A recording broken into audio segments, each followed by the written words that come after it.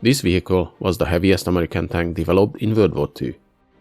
A nearly 100-ton monster, designed specifically to break into Germany and crash fortified defenses. It went through several name changes over the years, but after World War II ended, the US Army somehow managed to lose this giant, and it went missing for almost 30 years. This was the heavy tank T28, or 105mm gun motor carriage T95, or T28 Superheavy tank, which are all just different names for the same vehicle. So let's see its history.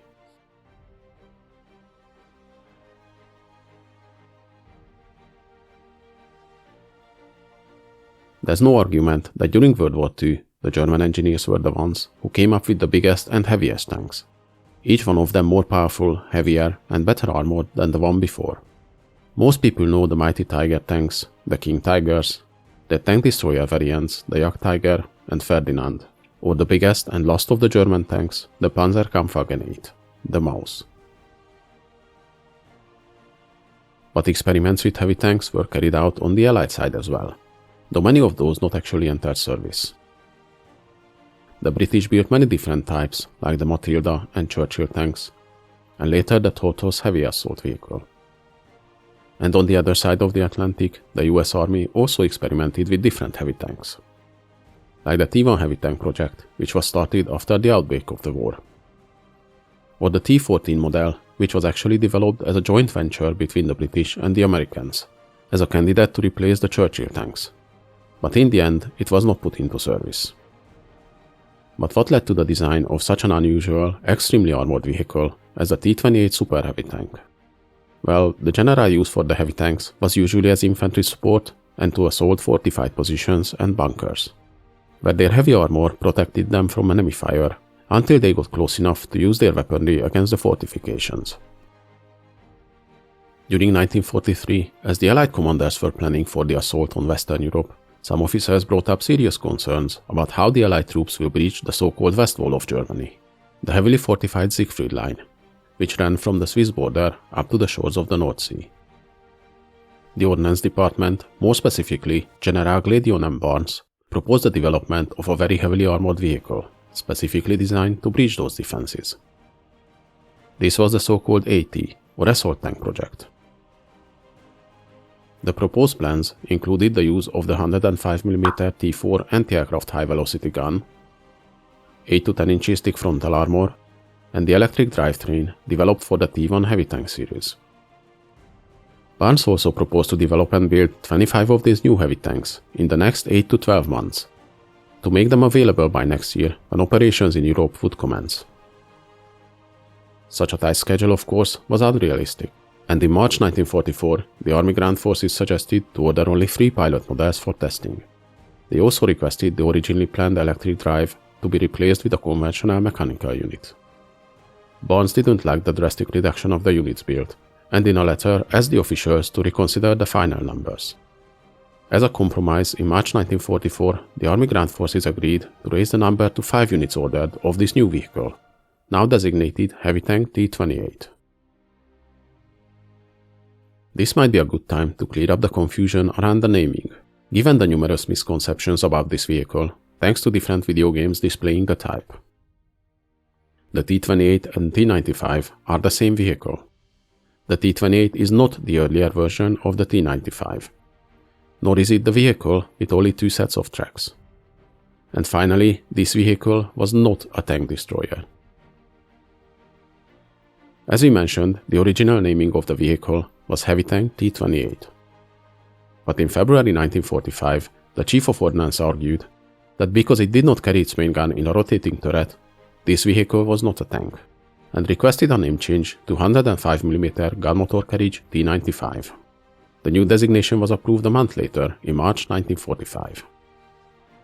The T95 name, however, only stuck for about a year, as in 1946 it was changed again, as this vehicle didn't fit the gun motor carriage category either, as those at the time were usually mobile, lightly armored vehicles. So again it received a new name with basically its own category, as Super Heavy Tank T28. As for the confusion about the variations with 2 or 4 sets of tracks, we will get to that soon.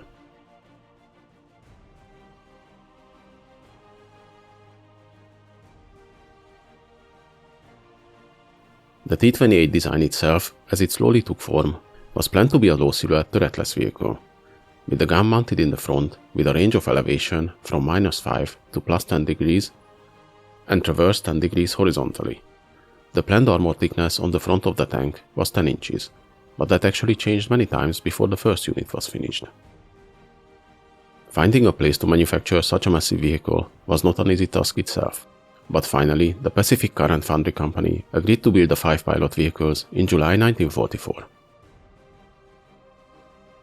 This company, however, was unable to produce the planned massive front hull castings, so again those were manufactured separately at General Steel Castings. In August 1944, the work to build a wooden mock-up was approved, but the finalizing of the design work between the Ordnance Department and Pacific Car took quite a while, and the specifications of the T28 were changed many times. It was decided to use the newer T5E1 gun, which was a lighter version of the original T5, and had an excellent performance against fortifications with its high-velocity shells. The job to build a new gun mount for the tank was given to Chevrolet. The armor thickness on the design was changed several times as well, as the originally planned 10-inch thick frontal armor was first reduced to 8 inches for weight saving, but later during production was increased to 12 inches, a thickness that's basically made the front of the tank impenetrable to any existing gun. The first massive front casting piece was delivered to Pacific Car in June 1945, and the first hull was completed in August the same year. Considering the vehicle was designed and built in about a year after approved, the process was relatively quick, but still this giant already missed the battles it was meant to fight in Europe. A few weeks after the first T-95 hull was completed, the war ended for good, with the surrender of Japan. With the end of the conflict, the urgent need for new armored vehicles was gone, so the number of vehicles to be built was reduced to only the 2 already in production. The first unit was completed and shipped to Aberdeen for testing in December 1945, with the second one following in January the next year. Though the tank was extremely well protected with its 12-inch thick frontal armor, which as tests proved could even withstand the shells of the feared German 88mm guns, and its 105mm gun provided great firepower, the vehicle's huge weight was a big drawback in every aspect. The drivetrain, for example, was severely lacking, featuring the same 500 horsepower Ford V8 engine as the T-23 prototype, which later became the M26 medium tank. The engine struggled heavily with the nearly 100-ton weight of the tank, and as a result the maximum speed of the vehicle was a glacial 8 miles an hour. The weight also caused problems with the ground pressure of the vehicle, which was solved with the use of an additional set of tracks on each side of the tank. These tracks could be removed for transportation and if needed towed behind the vehicle, though this process took about 2 to 4 hours, and the same amount of time was required to install them again. These removable tracks are the main reason of the confusion about the vehicles with 2 or 4 sets of tracks being different types, while actually they were the same, but the outside tracks could be removed if needed. While the vehicle was already in testing, the name of it was changed again in June 1946, now to Super Heavy Tank T28.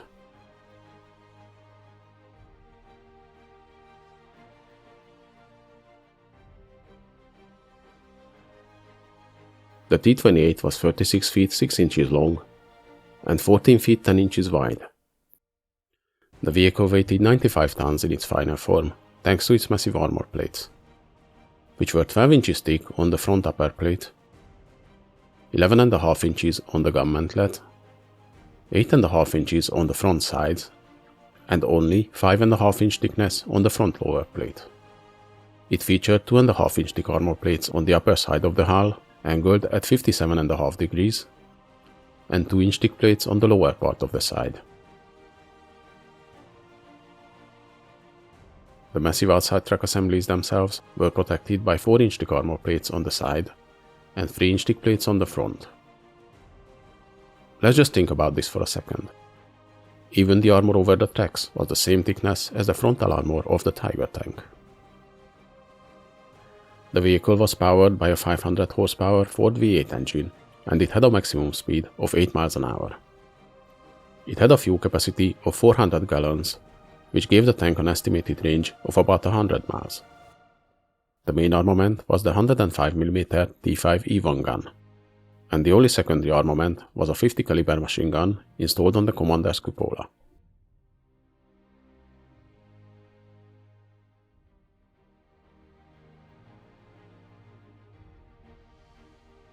The testing of the giant tank started in January 1946, with the first pilot model at Aberdeen and the second one transferred to Fort Knox, then to Yuma, Arizona.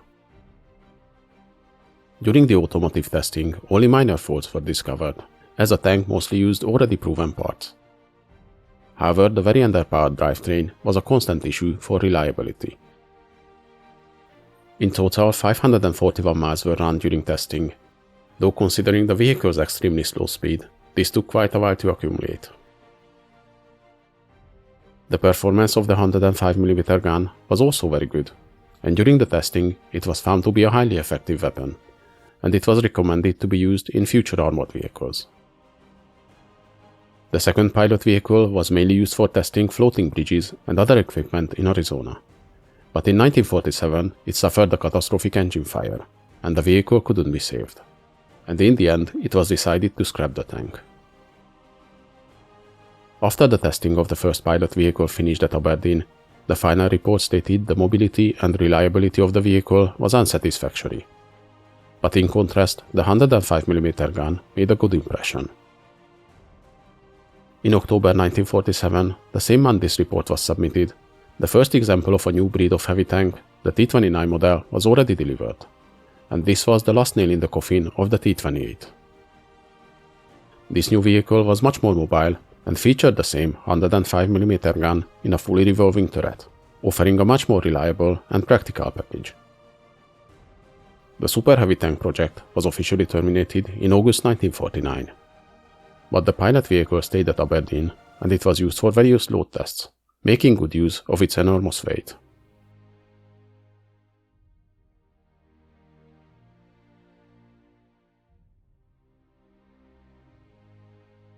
But at one point in time, this giant vehicle just mysteriously disappeared. Everyone assumed it was scrapped, until in 1975, the Army Reserve magazine posted a picture of the T28, inviting its readers to try to identify the vehicle. One of the letters was not just the correct answer, but much more. An Army Reserve captain stated the T28 is sitting camouflaged on a night vision range at Fort Beaver. After contacting the Patton Museum at Fort Knox, the initial reaction was disbelief, and it was thought this is just a joke, until photos were provided, and the experts confirmed that the tank sitting in the field camouflaged is indeed the T28 pilot vehicle. The tank was transferred to the Patton Museum, where it was on display until 2010.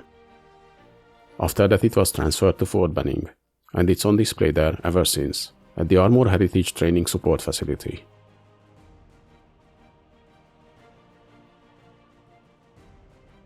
Hope you guys enjoyed this video. Please leave a like, subscribe to my channel, and in the comments let me know if there's any interesting events or vehicles you'd like to see.